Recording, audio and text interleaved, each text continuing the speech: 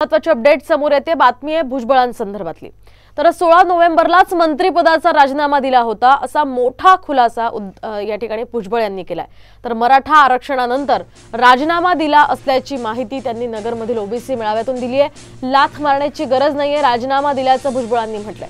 मात्र त्यांचा राजीनामा हा मंजूर करण्यात आला नाही असंही त्यांनी यावेळी म्हटलंय।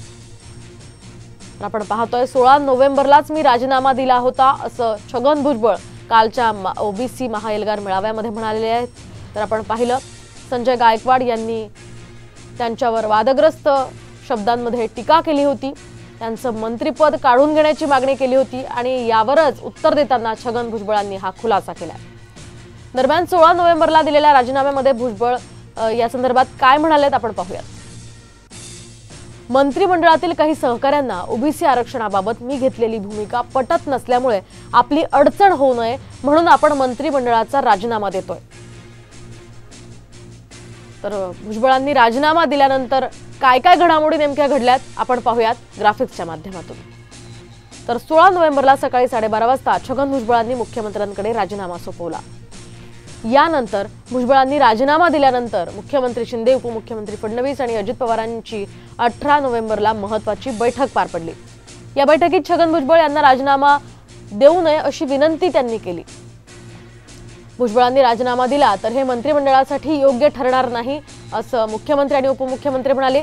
तर राज्यामध्ये कायदा आणि सुव्यवस्थेचा प्रश्न निर्माण होण्याची शक्यता नाकारता येत नाही, त्यामुळे त्यांनी राजीनामा देऊ नये अशी चर्चा होतीये आणि छगन भुजबळांनी अद्यापही राजीनामा मागे घेतलेला नाहीये असाही खुलासा यावेळी त्यांनी केला। नोव्हेंबरला ह्या ओबीसी एल्गारची पहिली रॅली झाली अंबडला, बरोबर। 17 नोव्हेंबर पहिली रॅली अंबडला झाली आणि ऐका 16 नोव्हेंबरला मी मंत्रिमंडळाचा राजीनामा दिला। दरम्यान भुजबळांचा कोणताही राजीनामा स्वीकारलेला नाहीये, मात्र याबाबत मुख्यमंत्री एकनाथ शिंदे अधिक स्पष्ट सांगतील अशी प्रतिक्रिया यावर देवेंद्र फडणवीसांनी दिली आहे।